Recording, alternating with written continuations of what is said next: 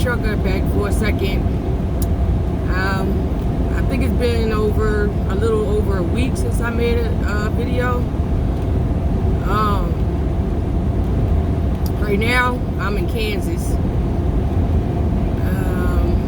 headed toward Virginia. Don't forget to like, comment, and subscribe, and share my videos with your friends.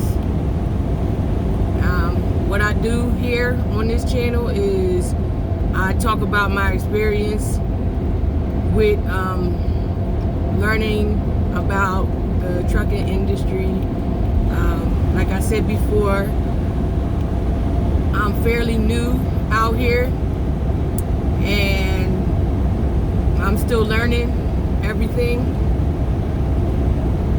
The last video I told y'all about why I said I was going to be starting over. For any new subscribers that are on here, and with my experiences and things that I've gone through obtaining my CDL and coming out here and doing this amazing job. So I'm going to start with this one, explaining the schooling process. Because like I said, I didn't know anything about trucking. I was at a job for 20 years and decided I wanted more. So I saw an advertisement and I filled out a schooling application. The application actually was answered within 24 hours of me submitting it. So the school is called Driver Solutions, and what they do is they give you a student loan to go to school and learn how to drive the trucks. I would suggest getting your permits before even going to school. That just cuts out a little bit of the middleman. You get your you go to the DMV, and there's 3 tests that you have to take: general knowledge, combination, and air brake. And you got to pass those 3. The reason why you pass those 3 is because it gains you access to get in the truck and learn how to drive, because they're not going to let you in the truck until you have your permits. So doing that first, it shaves a little bit of time off your process of schooling. So get your permits first. It's 3 individual tests that you got to pass. I mean, you can start to go to school first, but the school itself is going to make you get the permits anyway. So doing that first before you even start school will take one of the pegs out of the game. So get your permits, then you go to school. And to me, I would learn your pre-trip first, your in-cab and your air brakes, and then focus on the maneuvers. The most detail is your pre-trip, and that's the longest portion. So what I did was I did my pre-trip first thing in the morning for an hour, and what I did was I memorized it. Like, try to memorize it like your favorite song, and get to the point where you can do a pre-trip without even having the truck in front of you. You know, visualize the components in your head. That way, when you do take your test, it'll be like second nature and you won't struggle. That's what I did. Your air brakes, you have to do it in succession. You cannot miss a step on your air brakes. If you realize that you missed something while you're taking your air brake test, ask the instructor if you can start over. 9 times out of 10, if you recognize that you do something wrong, they'll let you start over. Go on YouTube and see how Pennsylvania, because that's where I'm from, Philadelphia, Pennsylvania, see how whatever state you live in conducts their tests, their air brakes, their pre-trip, and the NCAB. See how they conduct their tests and try to, simulate that. So once you pass your pre-trip, your NCAB, your air brakes, all of that, that's when you are about to take your road test. During this time, you're learning how to shift for, using a clutch and a stick shift. And you're learning your maneuvers, which is a straight line back, an offset, which is a parallel park, and a 90-degree angle. Three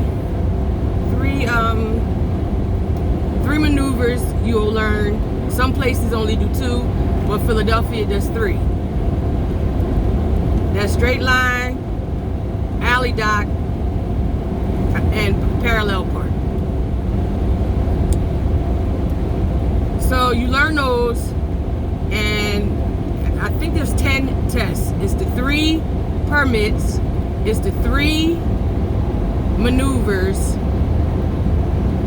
and 6, and it's the road test, so that's 7, I think, if I'm saying that right. So you got to take a road test, that's the last part. You got to do your maneuvers, that's the middle part. And the beginning part, you have to do your NCAB, your air brakes, and your pre-trip. So those are the 7 qualifying tests that you need to pass in order to obtain your CDL. When I started AAA School of Trucking in Philadelphia, I obtained my CDL in 6 weeks. Most people can do it in a month, 6 weeks, 8 weeks. You don't want to, spend a whole lot of time in school, because you basically gotta, when you get out here, you're not going to be making like the money that you think you're going to be making as soon as you walk through the door, because every company that you're going to go to and apply to wants you to prove yourself. Now, I've been with this company that I'm with right now for a year, but I got my CDL 2 years ago, and right now I'm in a good position. I'm in a good position right now. I'm an over-the-road driver, which is OTR, and I do all 48 states. So I guess that's the schooling part of it. When I went to school, I quit my job and I didn't have any income at all. Driver Solutions paid us $50 a week because they knew, when you devote your time to school, you don't have an income. It's like a 8 to 4, a 9 to 5, a 7 to 3, depending on, and you have to do it every day of the week, 5 days a week, Monday through Friday, just like you would do your job. So when you do decide that you want to go to school, have some sort of a nest egg or something to fall back on, because you will not be making no money while you're in school, except that little $50 that they're going to pay you a week. And that's what I was doing. So I up and quit my job, didn't have any income, focused really hard, and I just put my 100% into it. Not saying I wasn't discouraged or frustrated in the beginning, because like I said, I didn't know anything about trucking, and all I could do is thank my instructors, for basically pushing me, because I was going to give up. I got frustrated. You know, it was a struggle. I didn't know what I was talking about, what I was doing. You know, I didn't know anything. But I'll get into the reasons why I started this new career change and give you background on what motivated me to make this drastic change in my life. And I'll give you background on the people that supported me. And you need a support system. You need somebody or something or someone so they will motivate you and keep you driven, because it is super duper frustrating trying to learn something that you are not familiar with.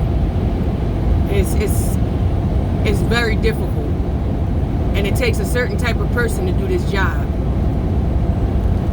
Not trying to discourage anybody, but if it was for everybody, it'd be more drivers out here. So next week I'll come back and I'll give you a little bit more background on me and let you know what my experiences are and how I'm getting through and how I'm keeping it together, because it gets really lonely, and you just got to stay motivated, and you have to be focused on the task regardless of your personal life. Just stay focused and do the best that you can. And that's basically all I have to say right now. But like I said, I'll get back and I will keep y'all posted on my experience and let y'all know it's not as hard as people think. So if you need a change and you wanna make that money and you know you can do this job, it's good. It's a good career change. It's a good career move. So I just thought I'd come back and let y'all know that second phase of it. And there are phases to this thing. And right now I'm in the second phase. I can't tell you how many phases you're gonna go through, but I know I'm in my second phase. And you see how this weather is out here. It's really windy, it's cloudy, raining. But I will keep y'all posted. And I'll get back to you. Alright, y'all. It was nice talking to y'all again. And I will be back next week. So, hit that little bell to be notified every time I make a video. And like I said, tell your friends about me. Share my videos. Ask me some questions. Alright, y'all.